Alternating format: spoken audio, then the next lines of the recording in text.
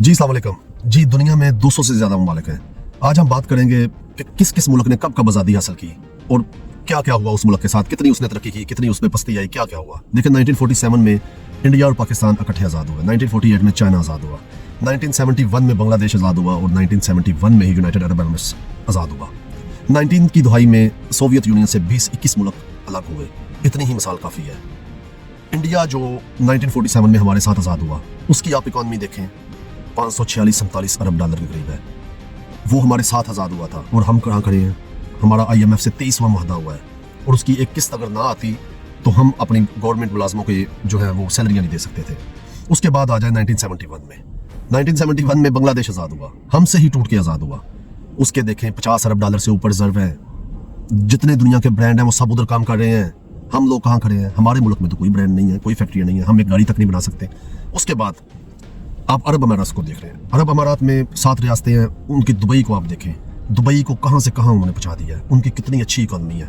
10-12 साल से हम दुबई को देख रहे हैं। उनका डॉलर स्टेबिलिटी, उनका एक निज़ाम ही अलग है। पूरी दुनिया इधर आती है, कितने टूरिस्ट आते हैं, ये डे बाई डे तरक्की ही कर रहा है। उसके बाद आप फिर अपने सोवियत यूनियन के 20-21 मुल्क जो है वो देख लें। देखें सोवियत यूनियन के जितने ममालिक हैं वो आज कहाँ से कहाँ पहुँच गए हैं। देखें हमारे मुल्क की आबादी है 25 करोड़। इस 25 करोड़ आबादी वाले मुल्क को तरक्की करने के लिए सिर्फ 10 साल काफ़ी हैं। कोई भी मुल्क जब कोई आज़ाद होता है, मैं क्यों बात करता हूँ सोवियत यूनियन की, वो 30 साल उन्हें आज़ाद हुए हुए हैं।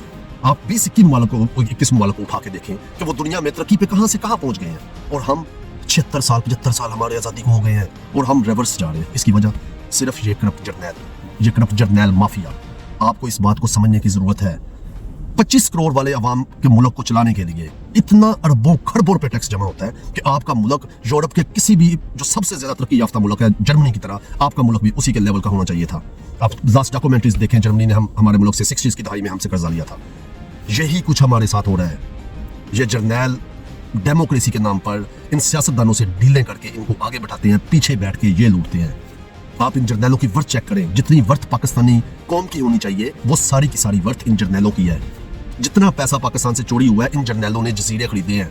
आपके पाकिस्तान जैसे कितने ममालिक खरीदे हैं। आपको इस बात को समझने की जरूरत है। ये जर्नैल रिटायरमेंट के बाद पाकिस्तान में क्यों नहीं रहते, फौरन अपनी फैमिलियां उठाते हैं और इधर से भाग जाते हैं। उनकी 7-8 नस्लों को काम करने की जरूरत ही नहीं है। काम करने में, मजदूरी में फिर हम वही गरीब अवाम वही पिस रही है। किसी भी मुल्क को तरक्की करने के लिए 10 साल काफी होते हैं। आप तुर्की की मिसाल देख लें, तुर्की कहाँ से कहाँ पहुंच गया। तैयब उर्दुगान की हुकूमत में यही जर्नैल उधर भी यही सिस्टम करते थे।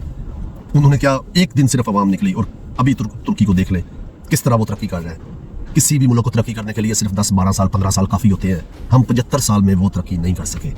हमारे कुछ देखे रिलेटिव्स हैं, वो नून लीग में है, वो हमसे यही एतराज़ करते हैं कि नून लीग ने ये कर दिया ये कर दिया। हम ये कहते हैं नून लीग पीपल पार्टी, हम इनको बुरा इसलिए कहते हैं कि इमरान खान एक ईमानदार बंदा है और इनसे 1000 गुना बेहतर है। क्या निकाला इन्होंने उसके खिलाफ, एक तोशा खाना, और अभी ये साइफर केस को लेके बैठ गए।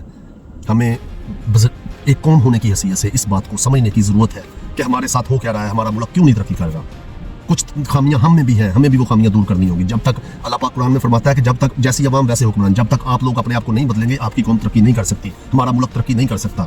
लेकिन हमें तरक्की करने के लिए इस करप्ट माफिया जर्नैल सिस्टम से जान छुड़ाना होगा। इस जर्नैल सिस्टम से हम जान सिर्फ एक ही सूरत में छुड़ा सकते हैं कि अल्लाह हमारे मुल्क पर कोई रहम कर दे, या इस बार आपके पास चांस है। आप 2/3 अक्सरियत से जो भी जमात बरसर इक़्तिदार आएगी वो इस निज़ाम को चेंज कर सकती है।